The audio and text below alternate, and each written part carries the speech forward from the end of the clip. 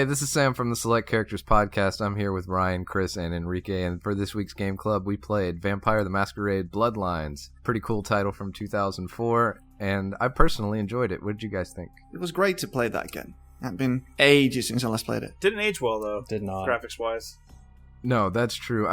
When I first got into it and I was watching that first cutscene, like the animations were real bad, and I was like, "Oh, this isn't going to be good." And then all of a sudden, it was 2 hours later, and I was like, "Well, hey, that actually wasn't too bad." But it is definitely dated. Oh yeah, it's not aging well. But not just that, but the mechanics aren't aging all that well either. Like RPGs have evolved from that point. I can see that. One thing that I like about it, though, is that it showcases just how much a good story can carry the game. Because despite graphics and gameplay not really holding up to standards of today, I mean, the story and like the dialogue was fucking awesome. Yeah, I was actually... I didn't get to play as much as I would have hoped, but I noticed early on that game, I felt like the characters were really believable. Like the voice acting was all really good, and just the opening cutscene, graphics aside, I thought it was really good.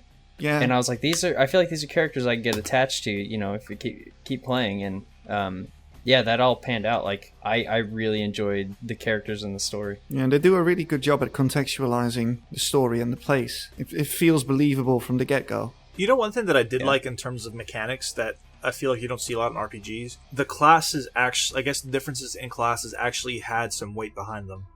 Yeah. I think nowadays when you play an RPG and you pick a class, it's just kind of an arbitrary number system where like, okay, well, if you're this class, it just means that, you don't have access to these skills, or it just means that, these numbers are going to be in your favor. But with Vampire this one, I played two different classes. I played the Nosferatu because I thought it'd be, what the hell? And the Malkavian, I think? Yeah, Malkavians are the best. The Nosferatu was really cool because, like, that class, I had no idea, but apparently, like, the game changes completely because you can't really walk around in the open with them anymore. Yeah. So with them, I mean, it's like a completely different type. But I think they get bonuses to intelligence and stuff. But the Malkavian tripped me out because I guess lore-wise, they're supposed to be insane, but their insanity gives them like this whole like second sight thing. And when you're like in the middle of dialogue, you actually get to hear some like background noises, and like I guess they kind of drop hints on character personalities and stuff, but you don't really understand what it is. So it actually played really well. Yeah, you have that internal monologue. You hear voices as a Malkavian. So every so often, you'll just hear a disembodied voice saying like, "They're coming for you," or something like that. I thought that was really, really cool, and it was quite unsettling the first time it happened. Like, I have played this game before, but it has been years, so I completely forgot about that.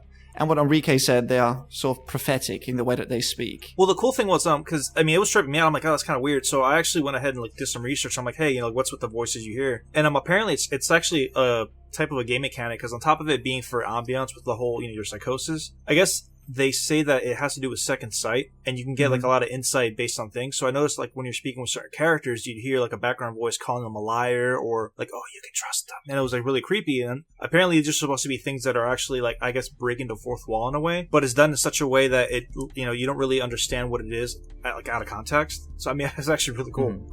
One of the first major characters that you come across in the game, which is like the two women running the asylum, the club. If you're a Malkavian, the first time you speak to them, you call them daughter of Janus. You call either of them daughter of Janus, and Janus is a two-faced god. So the Malkavian already knows that they are part of the same personality, which I thought was pretty great. Yeah, that was a trip. I got that far to the end where they're like sitting there half makeup on both sides. You're like, whoa, man, that was spooky scary. Yeah, time has done nothing to make that less scary. It's still pretty well done. It's the lights, man. It's when the lights pop, it makes you jump, and then it's just kind of spooky overall. It was good. Sometimes you see a silhouette at the end of a hallway with an axe in his hand, and when you blink, it's gone. Yeah, that was pretty creepy, man. It was. I thought the tone was really great. It was funny in some parts, like actually funny, and sort of dark without being like campy. I guess it was campy, but it didn't really take it too far in the wrong ways. Like it didn't take itself seriously. you think? Yeah, it was. I mean, it was spooky, scary, and weird. And if you went to like the plastic surgeon guy, and he's got all these weird mannequins and like up on the wall, and he's got these people prisoner, and he's just cutting them up piece by piece. But then he goes, you have to fight him, and he attacks you with just like a severed arm that he's like trying to slap you with.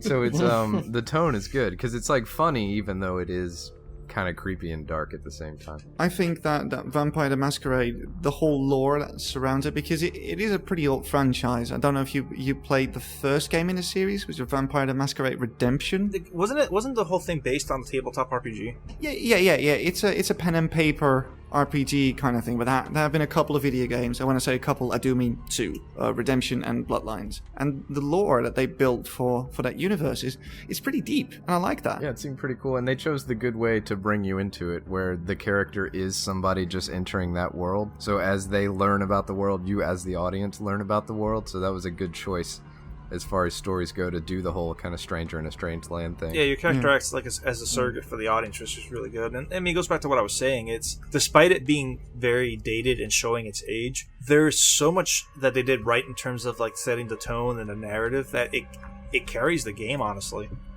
Yeah, and there's a lot they did not so great, like trying to open any kind of door that might hit you in the stomach.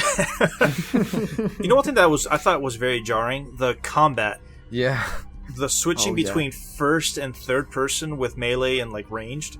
Yeah, it's very awkward. It was very, very wonky, but kind of funny too, because you would hit people and they would just go flying like, forever away. So that's Source 2 physics engine. Oh, actually, speaking of Source 2, I was doing some research on the game, and it kind of it sucks that this the reason the studio went under, because like you mentioned, they were using the Source engine, but apparently because of that, like because of the fact that they were using the same engine as Half-Life 2, the game was actually forbidden from releasing before Half-Life. Yeah, that's true. So the company actually had to wait until Half-Life 2 came out, and by then I think we had like was it Half-Life 2, Halo 2, Metal Gear Solid 3, and a bunch of other titles that came out. So that like Bloodlines just kind of got buried under a really lackluster release because there's so many other titles that people just didn't even know this thing came out. Within a few months, I mean, I guess like the studio just kind of like half the people left the studio and it just kind of fell apart. Too bad, because I would have liked to see a sequel to this. I know that the rights is now at CD Projekt Red's thing, I believe, but they cancelled the MMO that they were working on, which is too bad, because like I said, the lore in the universe is very interesting. I thought it was what's it called? They do EVE. Was it CCP? Yeah, CCP. Yeah. It was kind of sad because I think the MMO they had in mind was supposed to kind of start very similar to Vampire the Masquerade, but you actually start as a human, and then as soon as you die as a human is when the whole vampire thing starts off. But that's cool. I guess they had like a lot of hiccups along the way, and eventually they just came out and said, hey, you know, like there's a lot that we want to do for this game, but it's not turning out the way we wanted, so we're just going to cut our losses and quit. It is too bad. Yeah, that game was actually pretty dang cool, man. It was a lot of fun to actually go back and play, and I was having like weird deja vu moments the whole time. I was like, I feel like there's something here. I was running through the garage. I'm like, I think I can open one of these trunks, but you know, you got to get the quest first, and just so much of it sort of kept being familiar and strange at the same time because it had been so long since the last time I picked it up. Something that I had forgotten until I played it again was the radio station that you can listen to. The night radio thing is absolutely hilarious. Where's that at? At your safe house, and in a couple of other places like shops and stuff. You've got radios there, and there's like a continuous radio show playing, but it's like typical night radio. People calling in, trying to flirt with the DJ. Like some guys trying to flirt with her, saying like, "Yeah, I'm rich, I've got a boat, and this and that." And there's another story of a guy who was really into conspiracy theories, and it's incredible. It's absolutely hilarious. Next time you play that game, you should take a couple of minutes and just listen to it. Yeah, that sounds awesome. I didn't touch the radios because like the invisible band at the asylum was bad enough, and I didn't want to touch the radios because I did not want more of the music they put in that game. What? The music is absolutely awesome. It's great. It's not great. Like, it's really not great. It's very campy 90s industrial and trip-hop and stuff, which totally fits the theme. That's true. It does absolutely fit the theme. I'll give you that much. I mean, I thought that was hilarious. Like, if you go into your inventory screen or your sheet screen, a budget version of Angel by Massive Attack starts playing. It's like that song to a T, but it sounds sort of off. I think they tried to skirt copyright laws or something like that. I thought that was funny. Plus, it's an amazing song. It's great that it's in there. But it was pretty cool, man. I mean, I got lost a lot of times in 2 square blocks. Yes. And it was funny too because there's a loading screen behind so many of those doors that it feels archaic in a way because I'm pretty sure that I don't need those. Like with the computer I have now, it could probably just take that whole city. Just render everything at once. Yeah, and it'd be fun. Yeah. But it was a lot of it was very throwback style. Like you don't see, as far as like the lock picking mechanics and stuff go, there's not as much of that anymore. Where if your skill was high enough, you could kind of get to places you weren't supposed to. It seems like a lot more nowadays they'll put that stuff behind keys and things like that, so that there's no real way to kind of break the sequencing. I have a question. Like I said, I didn't get to play it as much as I wanted to. How much did the different types of vampires change the experience of playing the game? A lot. Yeah. Like it gives it a ton of new replayability. Yeah, because not only are your abilities different, but sort of the way you have to approach the game is different. Like Enrique was saying with the Nosferatu, you can't go in the open, so you kind of have to use the sewers to get everywhere you want to go. Yeah. And then the Malkavians with the That's weird really cool. dialogue. Yeah, that leads to a lot of confused situations if you try to talk to people because the people won't understand what you're on about. Yeah, that's what I played as Malkavian, and I was like, I don't even know, like, what am I even saying? Yeah, it's great. I absolutely love the Malkavian clan. They're awesome. Like, I think my guy was a Ventru, so he couldn't eat rats, which some of the vampires, you can go in the sewer and eat rats if you don't want to worry about trying to feed off people and stuff like that. And a Ventru is sort of royalty, right? Yeah, I think so. I think that's what I read. Something like that. But yeah, it changes a whole lot about the game. But it's just a really awesome, it's like tight, you know what I mean? The experience itself is really tight. It's not a lot of fluff or bullshit. It's just like the characters that are there that you can interact with have something to tell you, and then everybody else is either just there to eat or there's not that many people to begin with. Yeah, and then another thing along with different characters, each character, like the disciplines you get available are actually different for each clan you can pick, which I thought was actually pretty cool. It was a good pick. I think I'm going to continue playing it. Might as well. I'm enjoying myself. Yeah, I was surprised at how quickly I had kind of sunk back into it after that initial shock. So I think it held up pretty okay. And I preferred it in some ways, like instead of the meandering kind of quest experience that you have, it felt like just do this thing, talk to this guy, do the next thing. Like it felt like it was more in motion. You know what? Speaking along those lines, something that I really liked was that the quests and the way they were handed out never seemed really, I guess, as arbitrary as they seem in like quests like Skyrim now. Like you never had somebody outright saying, hey, if you want this, go kill 20 of these and come back. Like, the dialogue just felt very organic, very flowing, and it just seemed a very natural progression to everything you were doing. Mm-hmm. Yeah. Like, the writing in the game was just phenomenal, honestly. Yeah, I do agree with that. All the dialogue and stuff is really well done, and most of the voice actors, not all of them, there's a couple of really, really badly delivered lines there.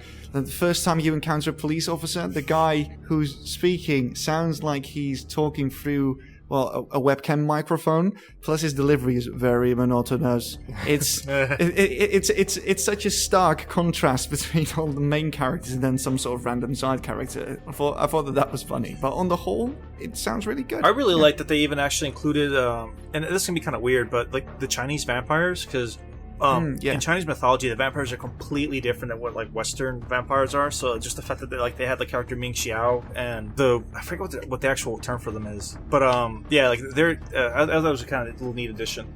Yeah, it's a well thought out world, and pretty well realized, especially considering it was released in 2004. You know, it's kind of sad though, because like I said, I keep harping on the writing because I really like the way everything was put together. And you look at RPGs now, and it seems like the mechanics, I guess they're relying too much on the mechanics nowadays. Because when you play RPGs right now, everything's very smooth in terms of like the leveling up experience, the grinding, the gear, like the boss battles and finding mechanics. Like it's all really cool, and then you see like the story, narrative, and characters kind of take a backseat to it. It really depends on the game. I think it was just more down to earth than the kind of storytelling that you get now. Well, they had a very clear vision of what they wanted to do and probably years of experience with the subject matter, so they just went out and did that specifically. It just feels like they had a very clear idea of what they wanted to do. What do you mean by down to earth? I mean, like, it's not like every quest is you trying to save somebody or save the world or something like that. Like, there's just, hey, do this bail bondsman's job for a second because he can't leave the office. Like, right. It felt down to earth in that way, in that it wasn't like everything needed to tie into some large narrative and like be big and impressive and huge in scope and scale. It was just like some of it was just small tasks, and that still seemed okay. The scope does get a lot larger once the game finally gets moving. Oh yeah, no doubt. But I thought it was good. Yes, good pick. All right, so if you want to know what game we're playing next week, you can tune into the podcast by clicking the annotations on this video and play with us. You know, get in there, leave some comments, send us an email to selectcharacters@gmail.com, let us know what you think, and we will be back next week.